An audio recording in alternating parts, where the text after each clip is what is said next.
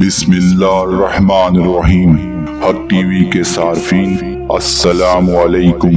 ایک آدمی راہ راست پر آ گیا۔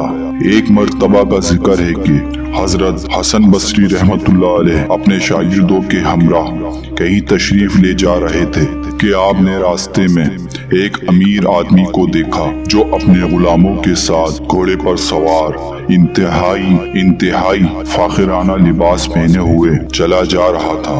آپ نے اس آدمی سے دریافت فرمایا کہ تم کہاں جا رہے ہو؟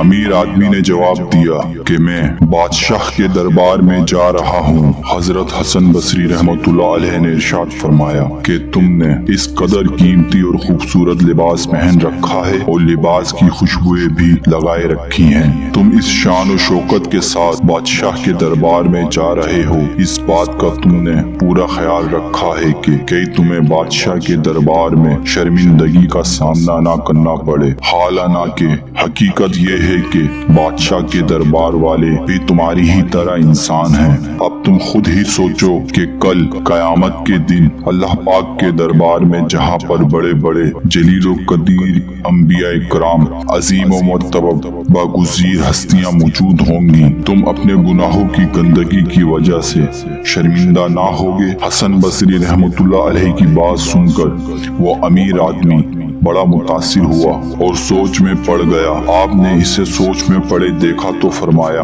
مجھے یہ بتاؤ کہ تم نے کبھی اپنے گھوڑے پر اس کی ہمت سے زیادہ بوجھ ڈالا ہے؟ امیر آدمی بولا، کبھی نہیں۔ ارشاد فرمایا، کتنی عجیب بات ہے کہ تم اپنے گھوڑے پر تو رحم کرتے ہو لیکن اپنے نفس پر رحم نہیں کرتے اور اس پر اپنے گناہوں کا بوجھ ڈالتے جا رہے ہو۔ کبھی سوچا ہے تم نے کہ اس کا انجام آخر کیا ہوگا؟ امیر آدمی یہ بات سن کر فوراً گھوڑے سے نیچے اترا اور خواجہ حسن بصری رحمت اللہ علیہ کے سامنے اپنے گناہوں کے تائب ہوا اور خواجہ حسن بصری رحمت اللہ علیہ کے سامنے اپنے گناہوں کا تائب ہوا اور پھر ہمیشہ کے لیے نیکی کی راہ اختیار کر لی۔